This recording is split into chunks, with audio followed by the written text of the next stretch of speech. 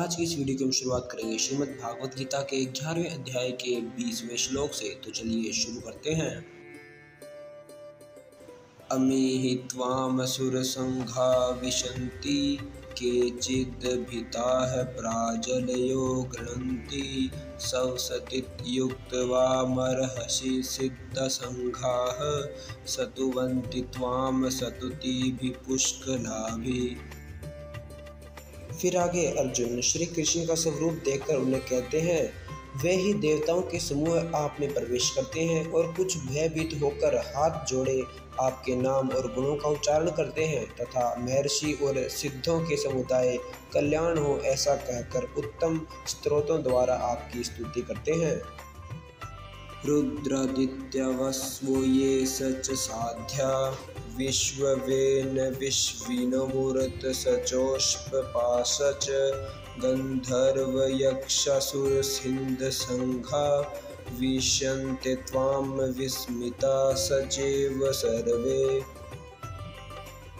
फिर अर्जुन कहते हैं, जो 11 रुद्र है और 12 आदित्य तथा 8 वसु साध्यगण विश्वदेव अश्विनी कुमार तथा मरुदगण और पितरों का समुदाय तथा गंधर्व यक्ष राक्षस और सिद्धों के समुदाय हैं, वे सभी विस्मित होकर आपको देखते हैं।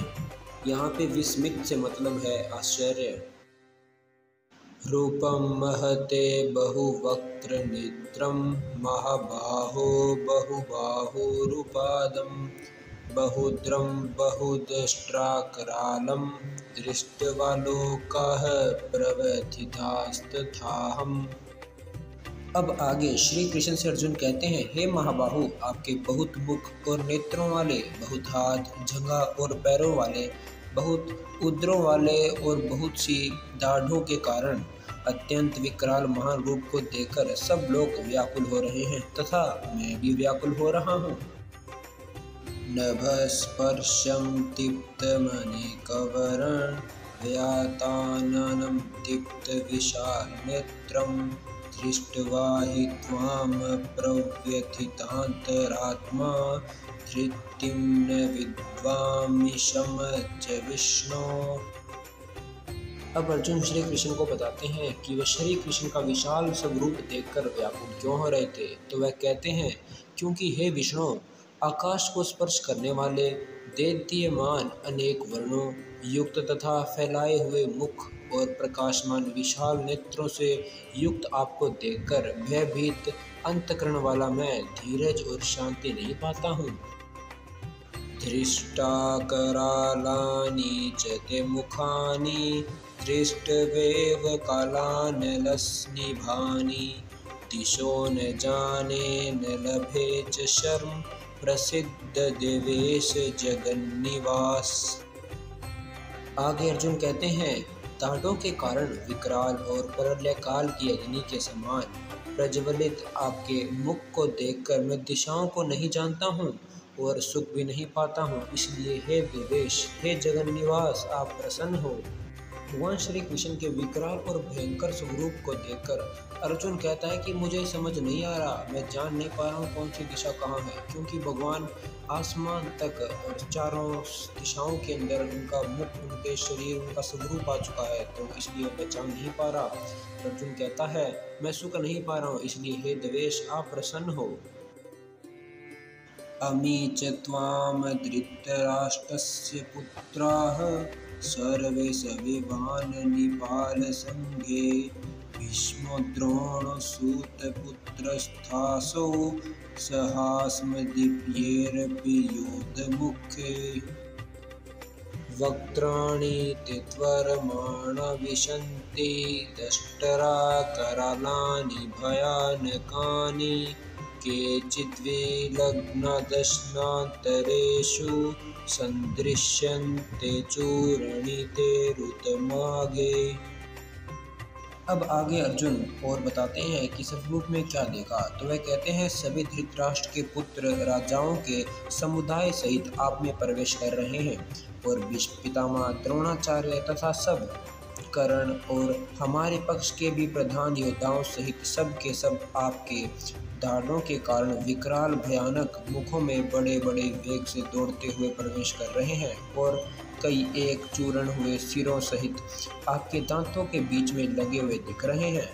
यानी कि पहले तो अर्जुन को श्री कृष्ण के स्वरूप के अंदर देवता रुद्र दिखाई दे रहे थे, पर अब जो उस युद्ध भूमि के अंदर खड़े हैं धृतराष्ट्र के पुत्र भीम, भीष्म पितामह, द्रोणाचार्य, ये सब के सब श्री कृष्ण के अंदर समाते हुए दिख रहे हैं। और वहीं उनमें से कुछ तो श्री कृष्ण के दांतों के अंदर उनका जो सिर है वो चूर्ण हो गया है, ऐसा दिखाई दे रहा है। ये दृश्य बहुत ही भयानक है, ऐसा कि देखते वक्त रोंगटे खड़े हो जाए।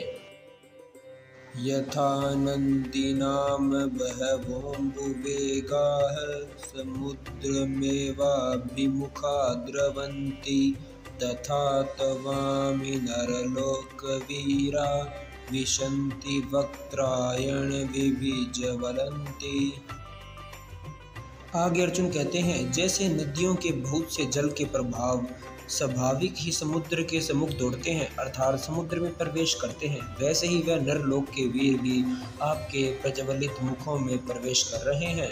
तो यहाँ पे अर्जुन बता रहे हैं कि जैसे उन्होंने पहले देखा कि जो शूरवीर हैं उनकी सेना के जो सामने सेना के जो कुरुक्षेत्र के अंदर सभी के सभी मौजूद है, वो सभी के सभी भगवान श्री कृष्ण के मुख के अंदर समा रहे हैं। उसी प्रकार जिस प्रकार नदी समुद्र में समाती है, जैसा कि श्री कृष्ण ने कहा था जब कोई मृत्यु को प्राप्त होता है यानी कि वह श्री कृष्ण को प्राप्त होता है, और वैसा यहाँ पे अर्जुन देख पा रहे हैं कि किस प्रकार सभी के सभी शूरवीर श्री कृष्ण को प्राप्त हो रहे हैं।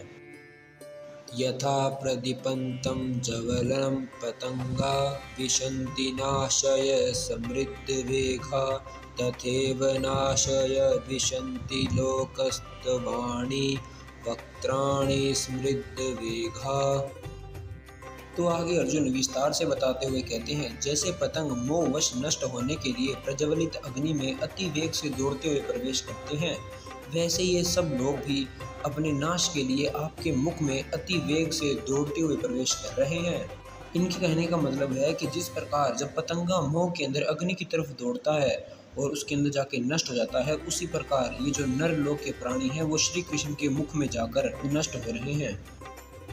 लेलिहासे ग्रस्यमान समन्ता लोकान समग्रान वदेन ज्वलति तेजोभिरापूर्य जगत्संग्रम वाससत्वोग्रा प्रतपन्ति विष्णु।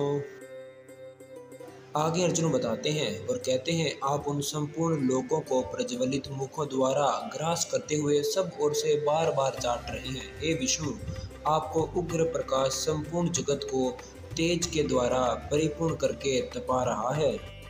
आज की इस वीडियो में केवल इतना ही। हम आपको मिलते हैं अगली वीडियो में, और अगली वीडियो में हम जानेंगे कि श्री कृष्ण ने इन बातों को सुनकर अर्जुन को क्या कहा। तब तक के लिए जय श्री कृष्ण।